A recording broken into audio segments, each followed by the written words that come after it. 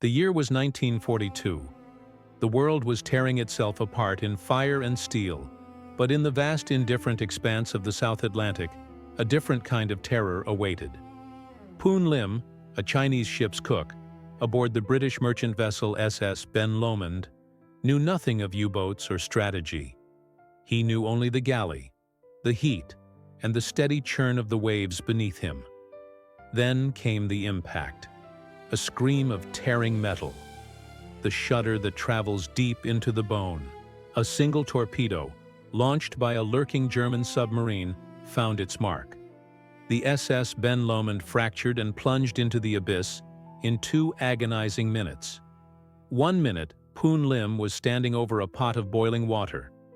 The next, he was cast into the freezing blackness, surrounded by the oil-slicked debris of his shattered world. He thrashed, choking on salt water and diesel fumes. When the chaos began to settle, one small wooden square bobbed into his field of vision. A life raft, small, 6 feet across, painted a stark, visible yellow. He dragged himself onto it, shivering, listening to the groans of the dying ship echoing miles below.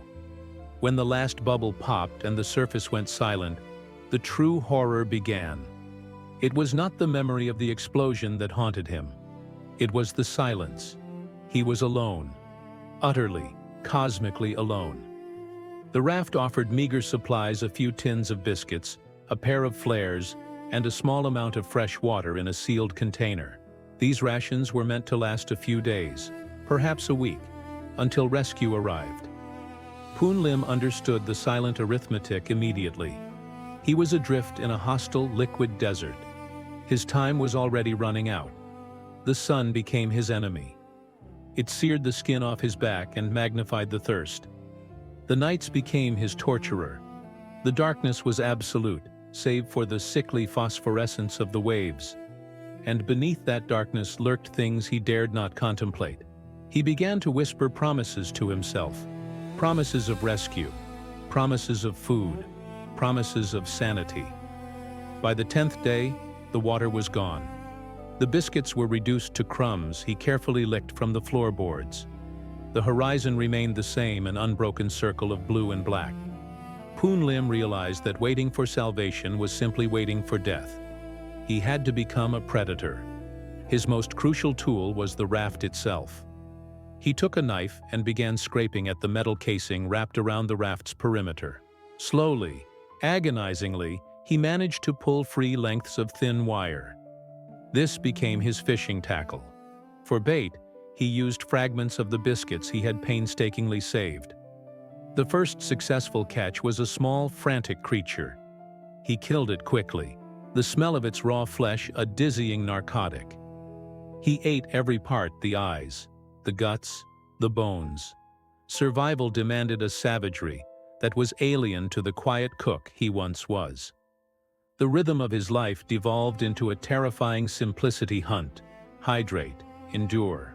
When the rains came, they were blessings and curses simultaneously. He ripped a strip of canvas from the raft's cover and used it to funnel the precious clean water into the empty ration tins. He felt a fleeting moment of triumph, quickly crushed by the sheer emptiness surrounding him. The ocean, however, had more than starvation planned for him. Around day 40, the storms arrived. These were not mere squalls. They were the fists of a vengeful god.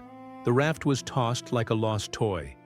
Lim had to lash himself to the structure with a rope, enduring hours of being submerged and dragged through the violent surf. In the moments the raft flipped, plunging him into the churning water, he felt the immense weight of the sea trying to hold him down, trying to claim him entirely.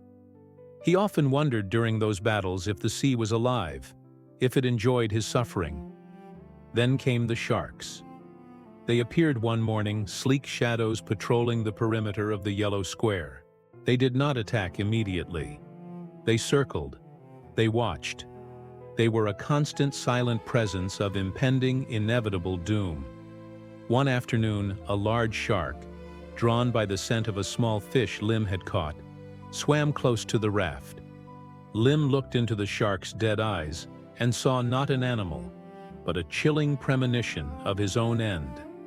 In a burst of desperate primal fury, Lim took the heavy metal water container he had successfully refilled and waited. When the shark nudged the raft, he swung the can down with all his remaining strength, striking the beast on its head. The shark thrashed violently. Lim grabbed the wire he had prepared, looping it quickly around the wounded creature. The battle was gruesome, a wet, bloody fight between two desperate animals.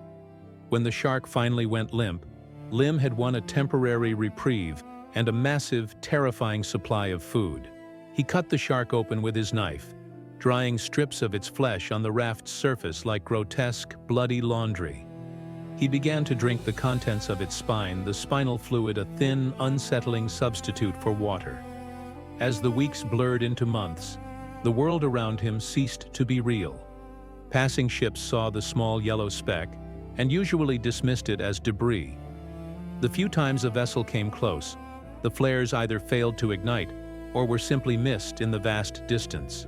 Each disappointment chipped away at his spirit, leaving behind a shell of dread and paranoia. He began to talk. He spoke to the fish, to the raft, sometimes even to the waves. Loneliness is not merely the absence of company.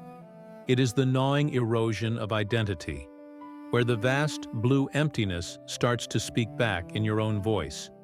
He wondered if he was still Poon Lim, or just a thing, a mechanism designed only to float. Day 90 passed. Day 100.